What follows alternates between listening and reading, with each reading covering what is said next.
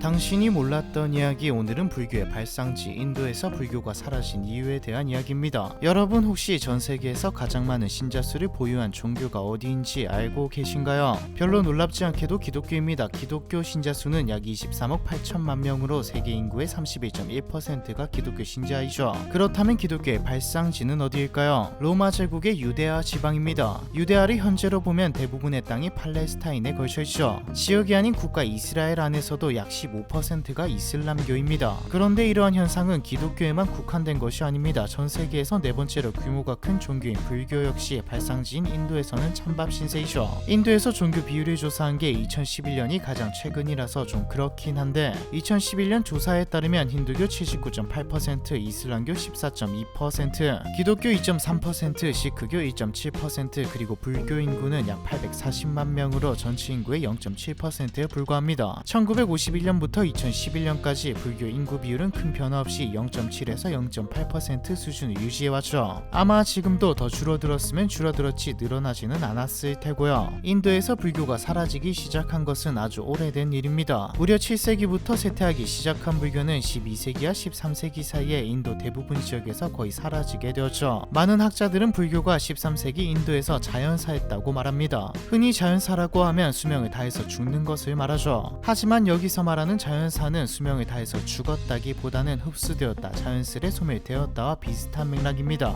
보통 불교가 힌두교와 되었다는 뜻으로 말하죠. 실제로 불교가 사라진 인도에서 그 빈자리를 채우고 있는 종교는 힌두교입니다. 어쩌다 인도에서 불교는 힌두교에게 밀려 자연사한 수준이 되었을까요? 그 과정을 살펴보도록 하죠. 불교는 기원전 6세기경 석가모니에 의해 인도에서 창시되었습니다. 석가모니는 29세에 생로병사의 고통에서 벗어나는 길을 찾기 위해 출가하였는데 6년간의 수행 끝에 35세에 보리수나무 아래에서 깨달음을 얻고 고통의 원인과 해탈의 길을 설파하며 많은 추종자를 얻게 되었죠. 이때부터 석가모니는 깨달은 자라는 의미의 붓다로 불리게 됩니다. 붓다는 45년간 인도 각지를 다니며 가르침을 전파했고 그 결과 석가모니 인멸 후에도 그의 제자들이 가르침을 계승하며 불교가 이어지게 되었죠. 기원전 3세기에는 아소카 왕의 후원을 받아 인도 전역은 물론이고 주변국으로까지 전파되었습니다. 하지만 커지면 돈이 되면 분열되기 마련이죠. 이때까지만 해도 하나의 공동체였던 불교는 곧 분열되어 부파불교가 됩니다. 부파불교란 부처님 열반 이후 제자들 간의 교법과 계율에 대한 이해의 차이가 생겨 분열된 이후의 불교를 말하죠. 기원전 1세기 전후에는 쿠산 왕조의 카니슈가 왕의 후원을 받아 대중적이고 포괄적인 교리를 주장하는 대승불교도 등장합니다. 이때 나란다 대학 등 불교 교육기관이 설립되며 대승불교가 발전하면서 불교는 아시아 각지로 전파되었죠. 그러나 7세기 이후 불교는 급격한 쇠퇴기를 맞이하게 됩니다. 인도에서 불교의 쇠퇴는 매우 복합적인 요인 때문이었는데 그 중에서도 가장 큰 원인은 다름 아닌 힌두교의 부흥과 동화였습니다. 힌두교는 원래 기원전 3000년경 인더스강 계곡의 종교적 전통에서 시작되었습니다. 기원전 1500년경부터 발전하며 인도의 전통 종교로 자리잡았고 현재까지도 인도에 지대한 영향을 미치는 베다 문헌, 오파니샤드 철학, 카스트 제도 등을 형성하였죠. 하지만 기원전 6세기경 석가모니에 의해 불교가 창시되고 왕실의 후원을 통해 인도 전역의 불교가 급 확산되면서 불교는 기존 힌두교의 카스트 제도와 의례 중심 신앙에 대한 비판적 대안으로 성장하게 되었습니다. 즉 불교의 성장과 함께 힌두교의 입지가 약해지기 시작했던 것이죠. 그런데 5세기경부터 힌두교가 다시 부흥하기 시작했습니다. 힌두교가 부상한 이유에는 다양한 분석이 있는데 가장 먼저 나오는 게 불교는 어렵기 때문이라는 것이죠. 불교가 전성기를 달릴 때 불교 교단은 너무 부자가 되었습니다. 지배층의 후원으로 막대한 부를 축적한 승려들은 더 이상 가르침을 전파하는 데 힘쓰지 않았죠. 안전하고 돈도 넘치고 먹을 것도 많은 낙원 같은 사원에서 굳이 힘들게 나와 돌아다니며 사람들에게 설법을 전파하는 승려는 없었습니다. 게다가 민중들의 언어를 써야 한다는 석가모니의 말과 달리 지식인들이나 쓰는 산스크리트어로 경전을 만들었죠. 일반 사람들 입장에서 애초에 불교라는 종교 자체가 어려운데 말도 설법도 잘 안 해죠. 그렇다고 경전을 읽을 수도 없으니 마음이 떠나간 것이죠. 사실 불교는 성공한 게 기적이라고 불릴 만한 종교입니다. 불교를 제외하면 성행하는 모든 종교는 신을 숭배하죠. 불교의 어려운 이론을 공부하는 것보다 신에게 행운을 비는 게 훨씬 쉽고 의지하기 좋습니다. 이때다 싶었던 힌두교는 불교 신자를 흡수했죠. 아니, 불교 자체를 흡수했습니다. 마치 새로운 힌두교처럼 다양한 철학적, 종교적 전통을 통합하고 대중화된 형태로 발전하며 불교의 교리와 의례도 흡수했죠. 거기다 힌두교가 불교를 흡수하며 성장했을 당시 불교는 해서는 안 되는 종교의 근간을 뒤흔드는 악수를 두었습니다. 힌두교가 불교를 빠르게 흡수하고 신자들이 옮겨가자 불교는 돈을 위해 보살들을 만들어 신격화를 시켰죠. 그리고 사람들에게 소원을 빌게 만들어 돈을 벌었고요. 관세음 보살상은 힌두 신들처럼 여러 개의 팔을 달고 등장하기도 했죠. 힌두교가 불교를 흡수하기 시작하고 불교가 힌두교를 따라 신을 만든 이후 둘은 인도 내에서 분간할 수 없을 정도로 비슷해졌습니다. 두 종교가 똑같다면 멀리 산속에나 가야 있는 사원보다는 집 앞에 있는 힌두교 사원에 가는 게 훨씬 낫죠. 힌두교 의례에 참여한 불교도들은 시간이 지나면서 힌두화되기 시작했고 그 결과 점차 불교는 정체성을 잃고 힌두교의 용이 되었습니다. 게다가 초기 힌두교는 정교하고 복잡한 제사 의례의 중심이었습니다. 힘들고 귀찮았다는 말이죠. 힌두교는 이것도 갈아엎었습니다. 실천하기 쉬운 형태로 단순화하면서 대중적인 종교로 거듭날 수 있었죠. 당시 힌두교는 불교의 열반 개념을 도입했고 불살생도 받아들였습니다. 힌두교의 배경이 되는 원시 종교인 브라만교는 다량의 소를 제물로 바치는 의식으로 악명 높았던 종교이죠. 힌두교는 불교가 들어온 이후에 소를 죽이지 않기 시작했습니다. 힌두교가 소를 신성시하는 데는 여러 가지 가설이 있지만 그 중 하나가 불교 흡수이기도 하고요. 나중에는 부처를 아예 힌두의 신 중 하나로 편입하기도 했죠. 이렇게 불교 교리를 일부 흡수하며 철학적 체계화와 사회적 통합을 통해 새롭게 거듭난 힌두교는 또다시 인도 사회의 중심 종교로 자리 잡게 되었습니다. 굽타 왕조 이후 힌두교가 국교로 자리 잡으면서 불교는 더 이상 왕실의 후원을 받지 못해 더더욱 사회적 기반을 잃게 되었고요. 그런데 만약 이유가 이것 하나였다면 불교가 박멸되지는 않았을 겁니다. 힌두교보다는 못할지 몰라도 기독교와 이슬람보다 낫지는 않을 테죠. 인도 불교의 멸망을 가져다준 결정적인 사건은 13세기에 발생했습니다. 13세기 이슬람 군대는 이슬람 확산을 위해 비무슬림 지역인 인도를 정복하고 인도의 풍부한 부와 자원을 약탈하고 아랍 상인들의 해상 무역로를 보호하고 통제하기 위해 인도를 침략했습니다. 이때 이슬람 군대는 불교 사원을 무차별적으로 파괴했는데 위크라 마실라 사원에서는 8천여 명의 승려 중 대부분이 살해되었고 오단타프라 사원에서는 2천여 명의 승려가 살해되었습니다. 또한 주요 불교 대학이 파괴되면서 불교의 학문적 전통과 교육 체계가 순식간에 무너져버렸죠. 당시 교단 조직의 승원이 전부였던 불교는 사원이 파괴되고 승려가 살해되자 재기할 수 없는 치명상을 입게 되었습니다. 그나마 간신히 살아남은 승려들은 네팔과 티베트 등 주변국으로 도망치면서 인도 내 불교 전통이 단절되었죠. 게다가 당시 이슬람 군대는 불교 승려와 불교도들에게 개종과 죽음 가운데 하나를 강요했습니다. 이때 상대를 죽이는 유혈전쟁이 허락되지 않는 불교의 계율을 이유로 들며 개종을 선택한 불교도가 꽤 많았다고 하죠. 여기서 의문이 들 수 있는데 당시 이슬람 군대의 공격을 받은 것은 힌두교나 자이나교도 마찬가지인데 왜 유독 불교만 제기에 실패한 것일까요? 불교의 내재적 요인의 원인이 있습니다. 불교가 타 종교에 비해 조직 충성도를 크게 요구하지 않는다는 점, 믿음보다는 지혜 중심으로 이루어진 종교이기에 지식계급적 한계가 있었다는 점, 그리고 일반인의 생활 의례 정착에 소홀했다는 점이 크죠. 한 가지 더 있습니다. 지금 불교가 흥하고 관심을 받는 이유는 포용이죠. 애초에 철학과 자기 수양의 종교이기에 대항의 힘이 적습니다.